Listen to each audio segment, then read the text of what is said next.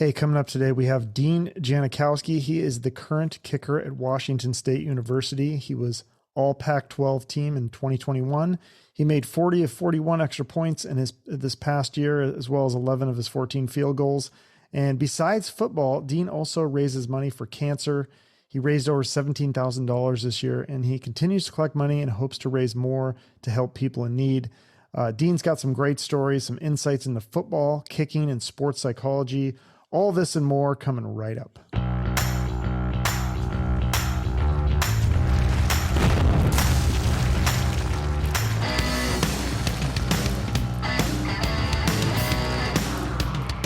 All right, well, please welcome Dean Janikowski to the show. How are you doing, Dean?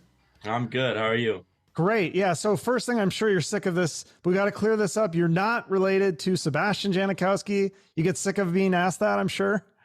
Yep, every single day on Twitter, Instagram, everything. Every single day I get asked. Even my strength coaches, our new strength coaches just asked me that the other day. Yeah, it's still every day. You still get that? Yeah, I actually got a kid. I believe it's Sebastian Janikowski's uncle. He must be a young kid. He DM'd me. He goes, "Hey, you have the same last name as my uncle, Sebastian Janikowski." And I'm like, "Oh yeah, I know that." And then he was like, "Well, next time I'm at a family event, I gotta have him call you," because I never talked to him before. So I was like, "Oh, why not?" That's awesome. Yeah, because there could be some relation there, right? Like a distant cousin or second, third cousin, twice removed or something crazy. Yeah, maybe. I know the only thing close to Janikowski besides him is Jankowski, and I think he's on the Padres. Oh, okay. Yeah, but he would probably be able to give you some good advice. Yeah, I've heard some crazy stories from him, and I've heard some good stories from him, and I've worked with a bunch of coaches that have also trained him, so they kind of know him as well. Yeah. Yeah, his last year was like the Seahawks. It was pretty funny. Yeah, it was weird. He came out of retirement and then played that 1 year and then called it from there, I guess. Yeah, I think he pull a hamstring or something? Yeah, I think it was his quad or something like that. He had put on some weight, but he could still kick the ball. It was like, Yeah, he's always been pretty big, and that didn't really I don't know. Yeah, it looked like he put on some weight, but he was still crushing it. yeah, no, but you do work with or you did work with John Carney, the field goal kicker, NFL kicker. Yeah, still do and still stay in contact with him. I love John. He was the one who kind of introduced me to it. He was my first coach with everything, so I started kicking with him. And yeah, I text him all the time. Yeah, how did you get hooked up? Because didn't initially you played defensive end and nose guard, which is crazy to think of a kicker playing nose guard. No, that's my brother, Jack Janikowski. Oh, So Jack's actually committed here, and he's coming up this weekend for a visit. But I played tight end and linebacker my freshman year, as well as kicking and punting. And then after that year, I stopped and did sophomore year, was just kicking and punting, and junior and senior. so it was like, how did you first try kicking? It was just was a thing like the coaches had an open tryout or something, or? Yeah, so I played soccer my whole life, and I was like, okay, I want to play football. All the boys are doing it. I want to just start it. And I remember seeing like one of those like stupid orange tees you see in Pop Warner, and I was like, I want to be able to kick that ball further than anyone else, because like this was when like Guinness World Record books were super popular, and I was trying to look for the one like who kicked the furthest field goal or furthest whatever. And I was like, okay, I want to do this because I played soccer and I'm like, I like kicking. So started doing that, and then got into that. And then my sophomore year, I actually got cut, didn't make the soccer team, which I made the JV team at my freshman year, which we had a freshman JV and varsity. And I was like, okay, I'll for sure make JV, but I'm pretty sure I'll make varsity. I didn't make any. I never not made a team ever in my life. So that was crazy. And I kind of looked at that situation and looked at my dad, looked at my mom, and I'm like, okay, I'm going to stick to kicking, and we're going to keep going with this. You didn't make the soccer team, you're saying, but you kept making the football team, or? Yeah. So I was on the football team my whole all 4 years. How far could you kick a football initially when you first tried it? I could probably do 30, 40 yards when I was like 150 pounds freshman year. Okay, and then how about now? How far can you kick it? 65, 70. I weigh a lot more than 70? that too. Yeah. I with some wind for sure. Like in practice. Obviously, you've never done that in a game.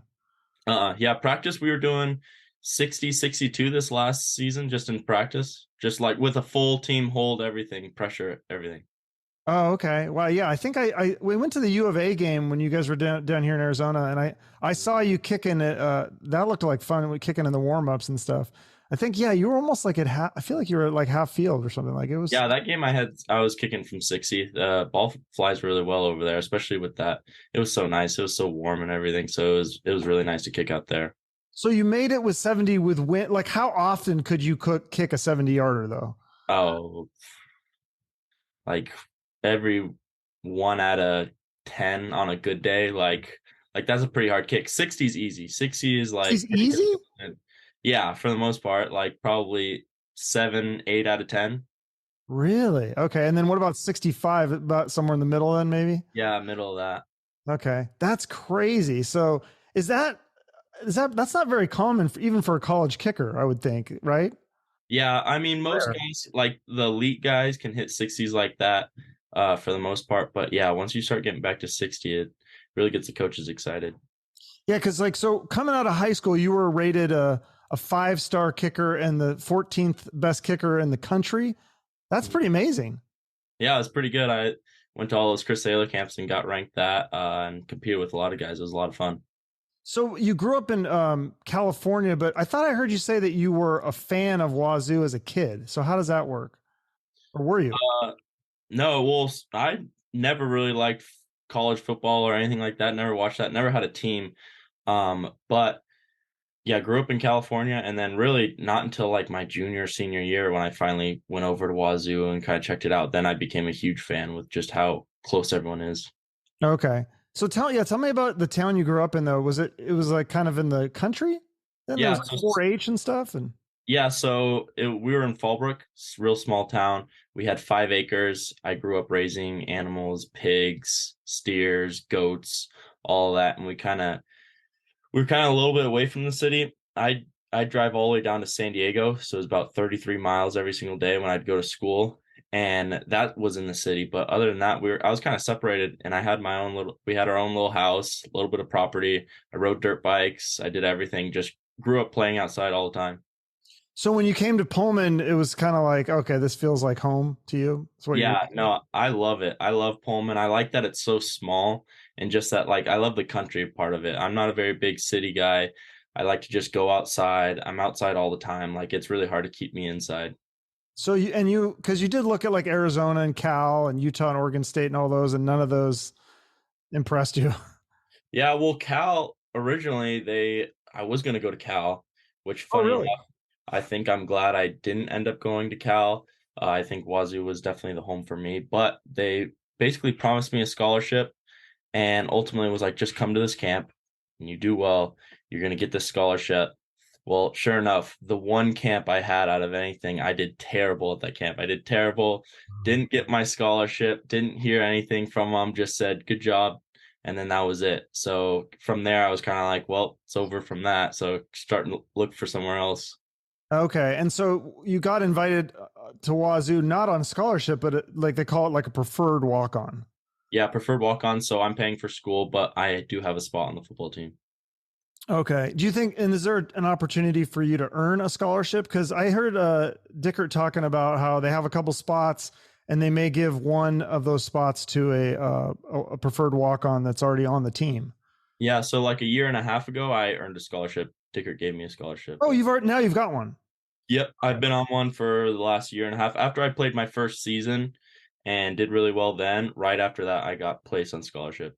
Yeah. So first season, all Pac-12, right? Yeah, yeah, super great season to start it off and was really happy with that. Yeah. So back to when you were in high school and you got recruited, like to Wazoo, was that just the special teams coach at the time, or because that Mike Leach was the head coach, right? Did you have any contact with him? A little bit. Mike Leach never really talked to too many players.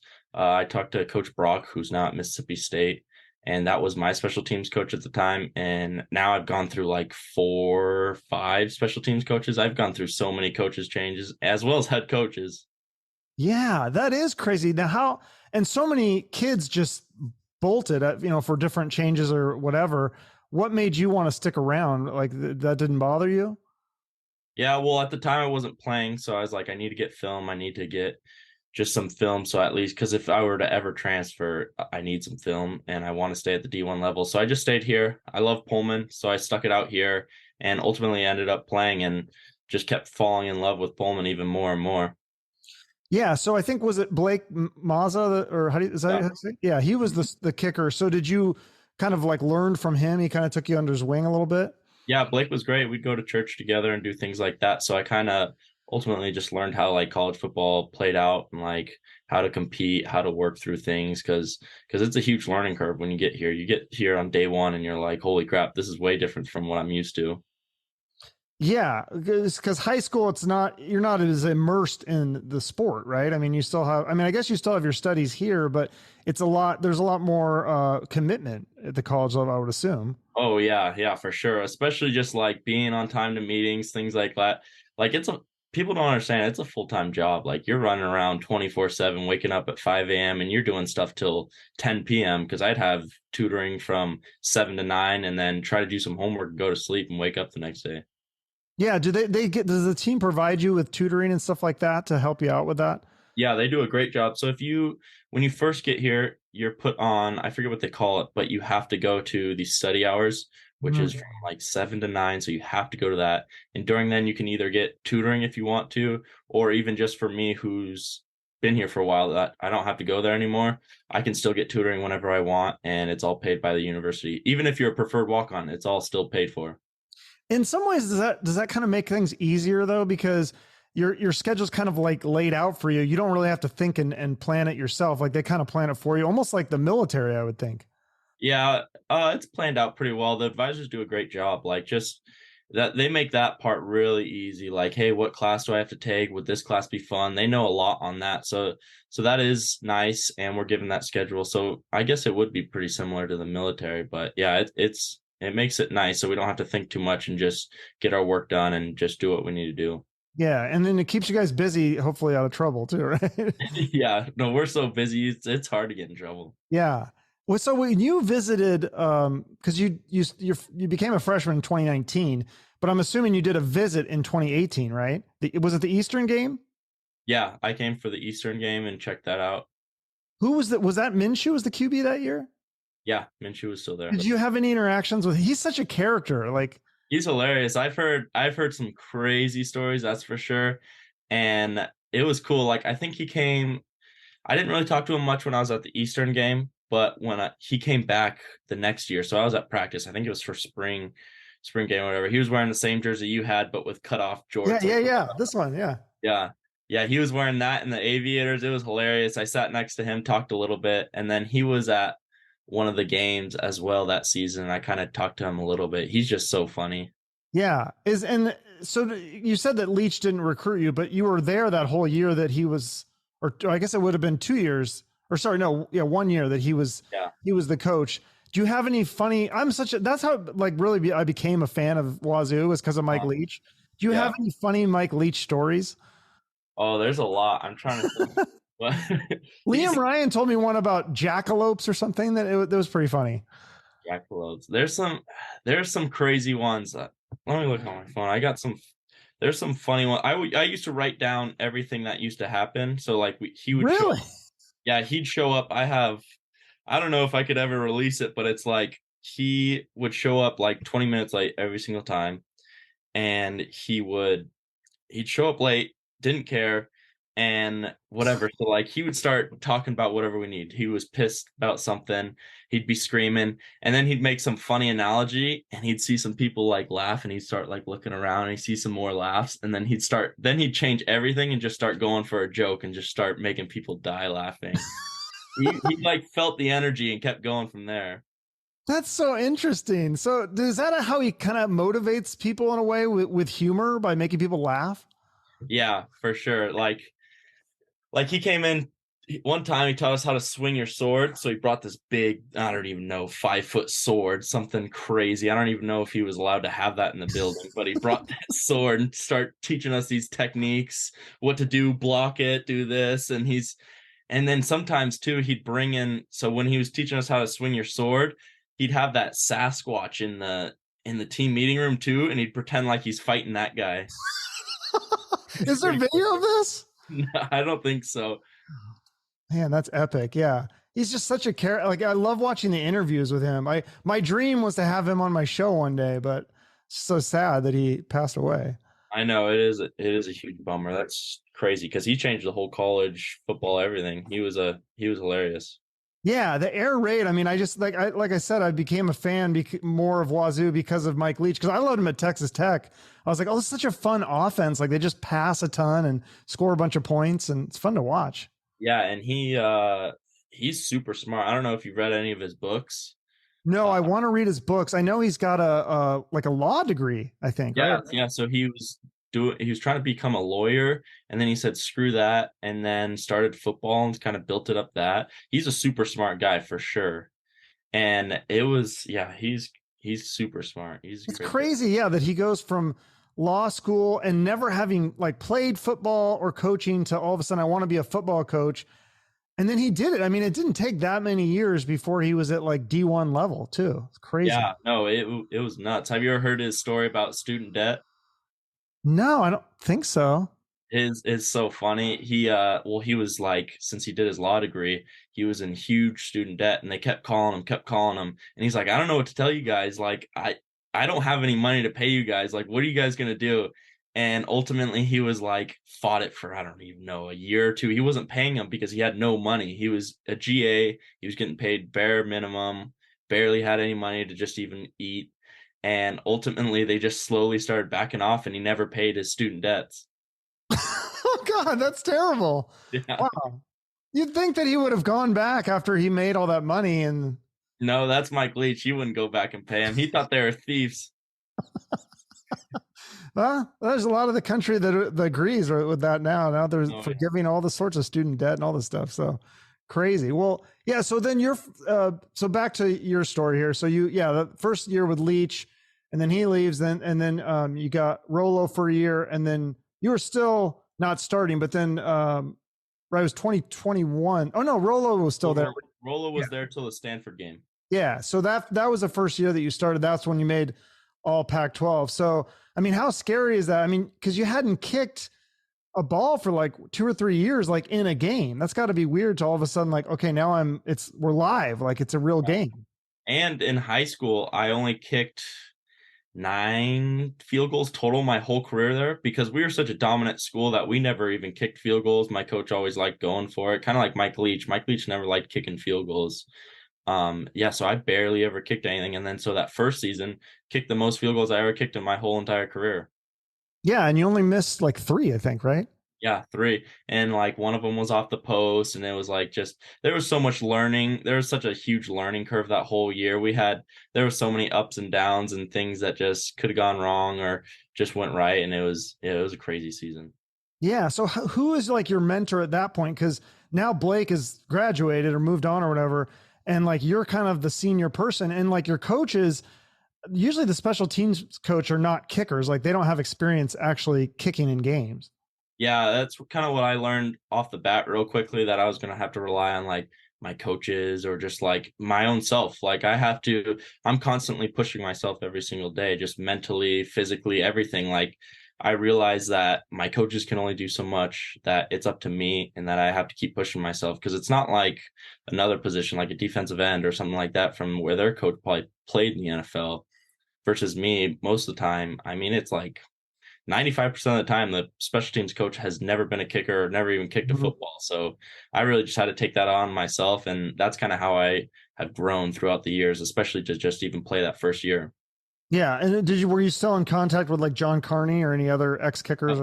Yeah, talked to him, and then I talked to Coach Zahner as well. Zahner's great. He was an NFL coach at one time too. So stuff like that. And then of course with kicking is just mentality. Like my mental game has gone up so much since playing in general. Yeah, I was going to ask you about that. I find that so fascinating because my background's in psychology. So I love psychology and sports psychology. And I feel like kicking has got to be one of the most mental positions in the whole game of football. I mean, maybe next to quarterback.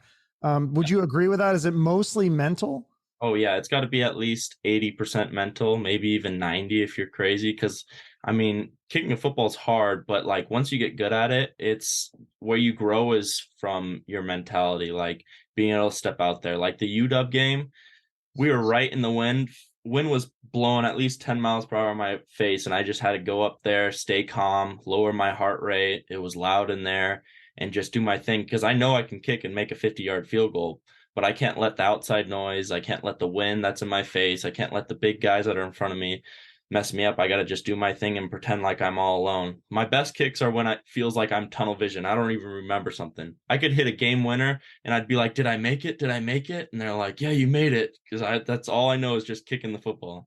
How do you do that? How do you put yourself in that position though?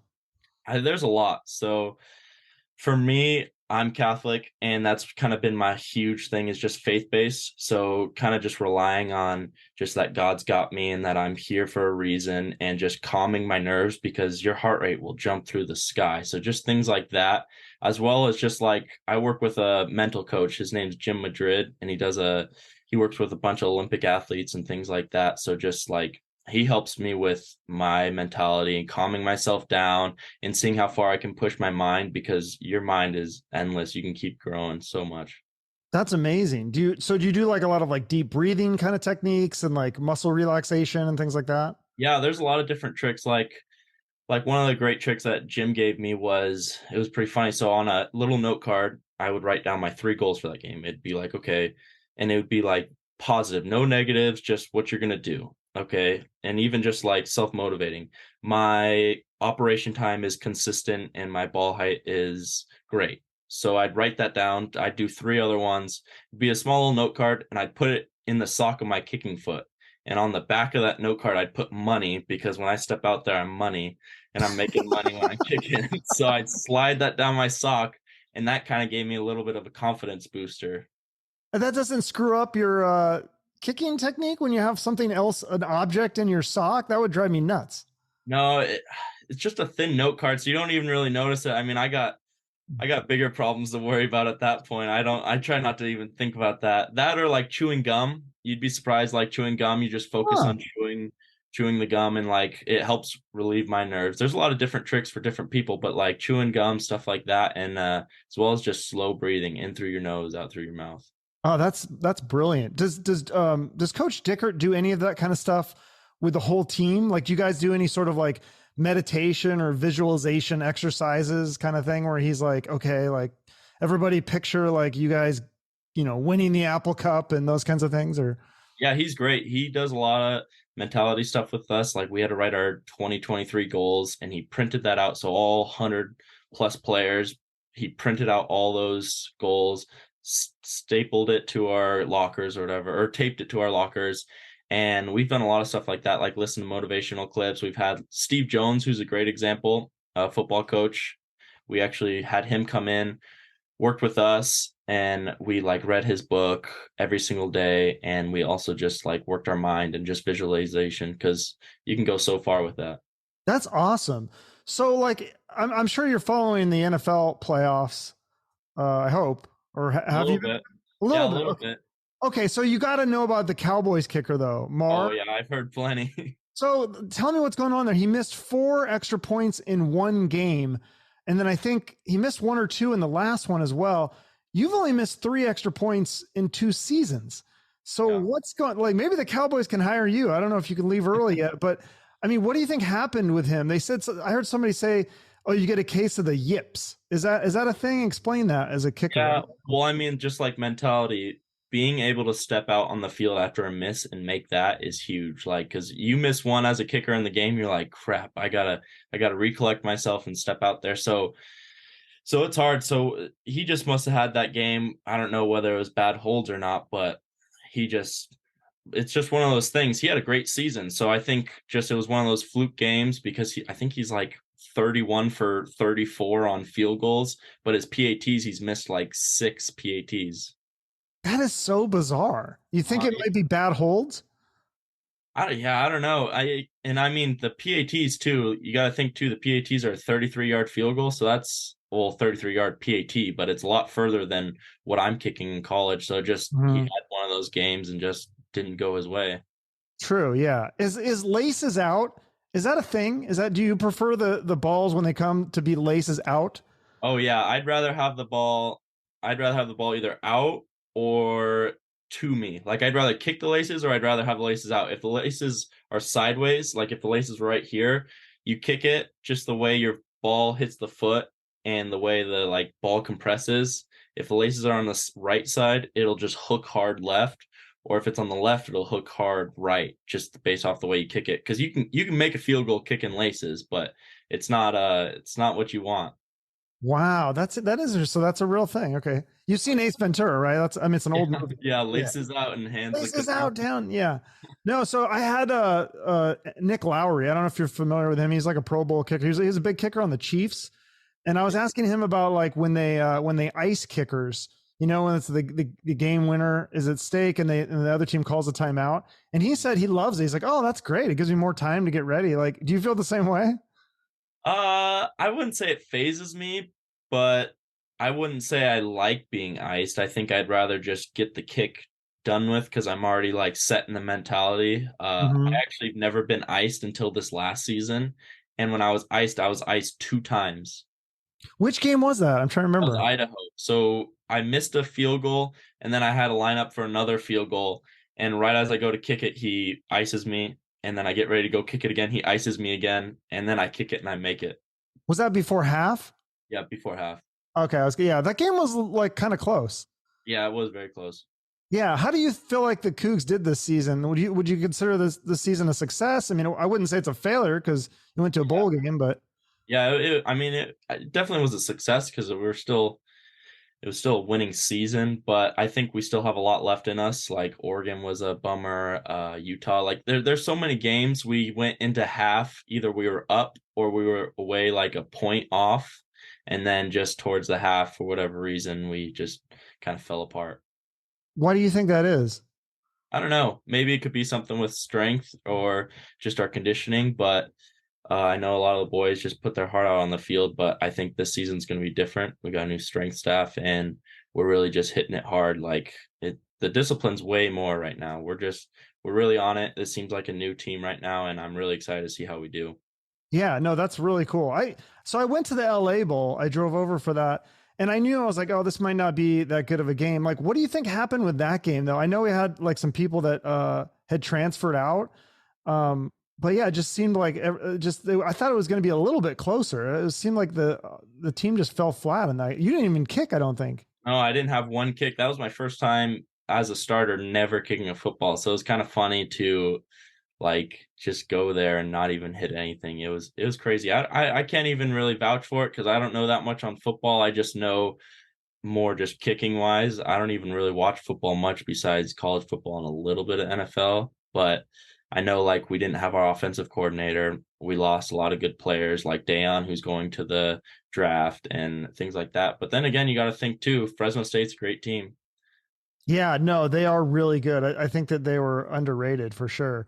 But so what's it like being on the sideline? Because I just went to I'm in Arizona and the Cougs, the basketball team played at ASU and it was like super cheap. So I got like 2 rows back and I was like sitting there watching the sideline of the basketball game and I'm seeing Kyle Smith like yell at all the players. I was like, this is so cool. But I've never been able to get that close to the football games. Like, what is it like being on the sidelines with Coach Dickert? It's cool.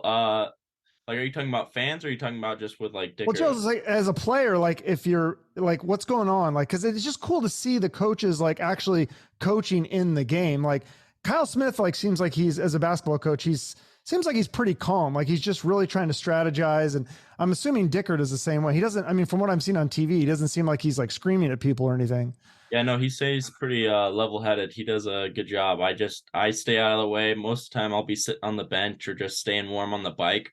So I kind of sit back, but for like fan-wise, fans can be kind of crazy. Like I know a lot of people here in Pullman, so they'll be screaming my name or trying to mess with me, or even like at away games, that's when it gets crazier because they'll be fans are drunk, they'll be cussing at you, they'll be saying this thing, like you miss a field goal, they'll be cussing you out, and you're like, whatever, just next kick, next kick, next kick. So it gets pretty hectic. But LA Bowl was cool because I believe at the bottom level, they must have had something going on the next day, but all the celebrities were there. So there were some pretty big names out there. Oh, like the I didn't. I mean, it's obviously Jimmy Kimmel was there. I didn't see anybody else though. Yeah, there was a lot of influencers and things like that down at the bottom level, where like it met the field. So there Yeah, was, we snuck down there. It was really cool view. Like that's a yeah, really neat stadium. yeah, it was so nice. We got to tour the whole thing and see like the Rams locker room as well as the Chargers and all that. It was super sweet.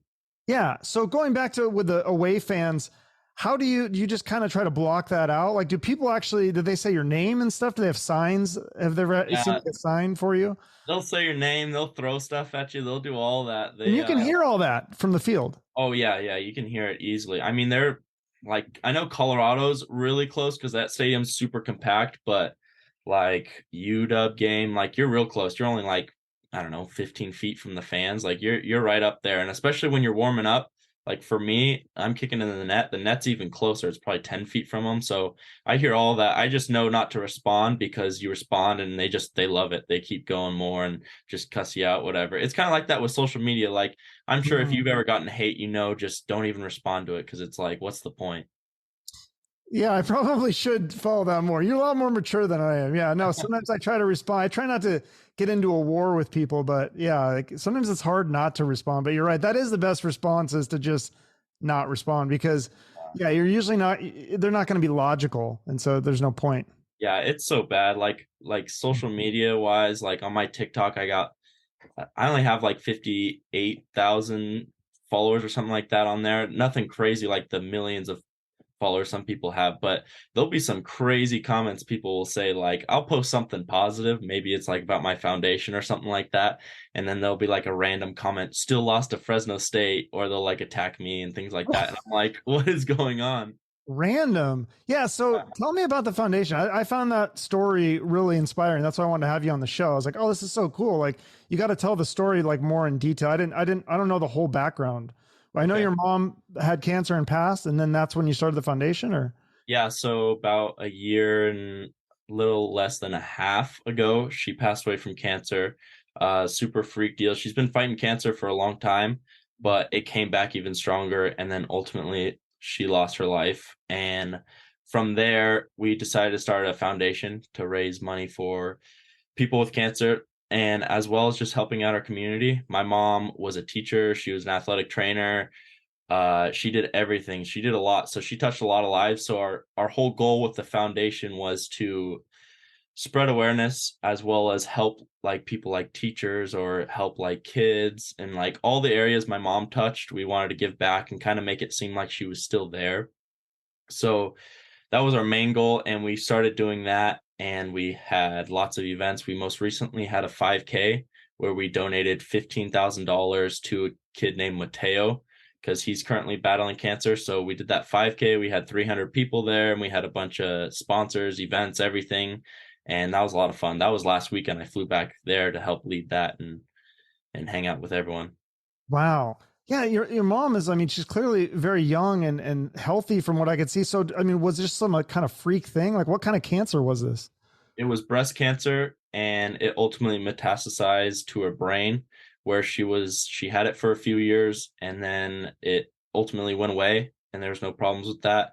And then the last or 2 years ago, then it came back really, really strong, and then it got really serious. So that happened during season, and luckily for Coach Dickert, who Coach Dickert's done so many great things for me. He allowed me to fly back home. So in between games, I was back home with my mom. She was at one point in hospice. I was hanging back there at home, and then ultimately would go to like the bowl game and then came back to see my mom and just back and forth, back and forth. I didn't even have the chance to go to practices, but I was there for the game to play and whatnot. Wow. And I mean, did you ever think of just quitting football or giving up at that point? And I mean, because that's such a heavy burden to have on your shoulders. Yeah, for sure. I mean, my mom bestowed a lot of great things with me and like to just never give up. She was the one who was like, go to the game, go to the game. I'm like, Mom, I want to stay back here. She's like, go to the game. She's like, you're going to the game. I'm like, okay.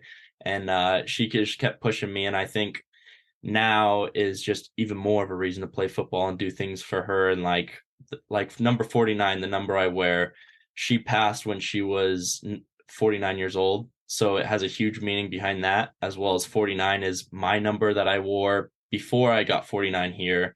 And then it was 21, and then my brother's number is 13, and then my sister's number is 15, which adds up to 49. So it's a pretty really like just great number that I'm super proud of, and I just do everything for her now. Yeah, no, that's really cool. And then it's just amazing that you took a terrible thing like that and then you tried to, spin this into something positive by doing the fundraiser. And I think you raised, was it like 17,000? Because it was like a thing where every time you kicked a field goal that people would donate or something. How did that work? Yeah, so that the 5K and everything is my mom's foundation. So then August, I was like, okay, I want to do something cool. I want to also help out and do things like that. And I saw my platform and I saw just football as being a great way to raise money. So I decided to create a Pledge It account, which is like an account that does everything for you. They don't take any of the profits. And I decided to do so every point I kicked. So you can donate a certain amount of money. So say you want to donate $5 per point I score. So P.A.T.s $5, field goals $15. And I want to do that and raise money and ultimately raise it for a kid with cancer in the Pullman or Spokane area.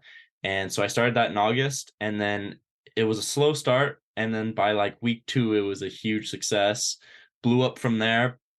And then even right all the way till the end of the season, people heard about it more and blew up then too, and ended up raising $17,000. So now I have that, and I'm looking for someone currently to donate that money to. Oh, that's awesome. So yeah, because I saw, I think it said you'd raised 17,000, but wasn't your goal like 25,000? Yeah, $25,000, which was a huge reach because this is my first time going. So I didn't even think ultimately I'd get above 15,000 like I did. No, that's great, but I'm just thinking like we need to get to that 25,000. Like, can you get some of these like big name Cougs to like retweet that, like the former kickers like Hansen or Ryan Lindell or Minshew or somebody? Like, I feel like if some of those people retweeted it, I think you could go way above that. Yeah, for sure. I mean, it's still open and you can still donate now. But yeah, I've been kind of pushing that and just trying to get to that goal. There's been a lot of great people that have donated, a lot of great alumni. So I've been super thankful for all of them. That's awesome. Well, yeah. So I'll put the link in the show notes so people can click on that. And then you'll do the same thing for next year, every kick that you Yeah. make. Yeah, I'll keep doing that until I'll even try doing that through the NFL, everything, because it's just such a great way. Like the way it played out was so cool because there were so many people that either don't really like football, but now they're watching football because they're like, oh, Dean's on, Dean's on. I got money on the line. It was a little bit like gambling. Like I had one of my close friends would text me like, Dean, you're costing me money. You cost me like $300 or something like that. And they're like, this is a great thing, but man, you're costing me money. And I'm like, oh, it's cool. It's cool because people don't even watch P.A.T.s. I know sometimes they don't even point the camera on the kicker most of the times for a P.A.T. So now people are actually watching it, and it really just stirred up, just like, I don't know, it made it a lot more fun. Yeah, we definitely need to raise more awareness because I think this is such a great thing that you're doing. I want more people to know about it. So it's part of the reason I'm having you on the show. So what are your goals for next year with this foundation and just like, and also your kicking goals? Like you want to get, I think you need to get back on the All Pac-12 team, first of all, right? Yeah, exactly. That's my goal for sure.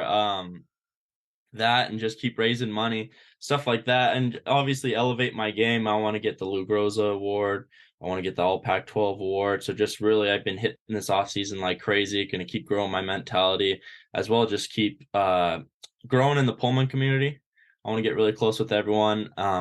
And just ultimately find someone to give that $17,000. I'm still looking for someone. So if there's someone out there that knows someone that really needs it, that's really struggling with paying for these cancer treatments because it's really expensive. So if I can find that, that would be amazing. That's crazy that no one has reached out to try to get the money. I would think there would be more people reaching out, needing the money than giving the money. Yeah, it's money out there, and $2,500 of it will be going to Miles Rice. So he's on the basketball team. I don't know if you heard about Miles' story, but Miles just got cancer and he can't play this 2023 season on the basketball team. And so earlier in the season, I DM'd him and was like, hey, I want to make this game for you. However much money I raise that game is going to go to you. So I raised $2,500. And so I'm going to be giving that money to him. And then the other $15,000 to someone who has cancer as well. Oh, that's awesome. Well, I hope there's a lot of points scored for the Cougs this season, for obviously for many reasons, but also especially for your charity. A lot, if there's more kicks, it seems like they go for it on fourth down a lot more than they used to. Is that like a new thing with college football where they're just like, let's just go for it? I guess so. I guess there's new analytics to it. I don't know a whole lot on it, but I've heard that before, like from coaches. I'm like, well, why didn't we kick it? Why didn't we kick it? New analytics tells us to go for it. So what do they know more than me? So whatever. I'm just excited to be able to go out there and kick it. But yeah, I have noticed that a lot this season and this year in general as kickers. Yeah, well, hopefully we'll just have a lot of points, touchdowns, and field goals. Let's do it all. It'll be exciting. So, well, thank you so much for doing this. Anything else you want to promote here at the end? Yeah, no, that's it. Just still looking for someone for the foundation, $15,000 to give someone who is in need of money for cancer treatments. And I'd love to hear your story, so you can just DM me or whatever. Okay, sounds good. Thanks, Dean. Awesome. Thank you. All right. Well, such a great guy. Make sure to support him by donating to his fundraiser or sharing it on social media. Again, the link is in the show notes. It would be great if we can get that number of dollars that he's raised even higher. He's such a great young man, and I think the sky's the limit for him. So make sure to follow Dean on social media so you can keep up with his career. You can follow me and the show on there as well. Of course, your likes, shares, and comments help out a lot. And again, make sure you subscribe to the show wherever you watch or listen. I'm going to start scheduling more guests soon. If there's somebody you'd like to see on the show or a topic that you'd love to have me discuss with an expert, let me know in the comments or send me a DM or an email. I'd love to get your feedback. Thanks so much for your support. Have a great day and shoot for the moon.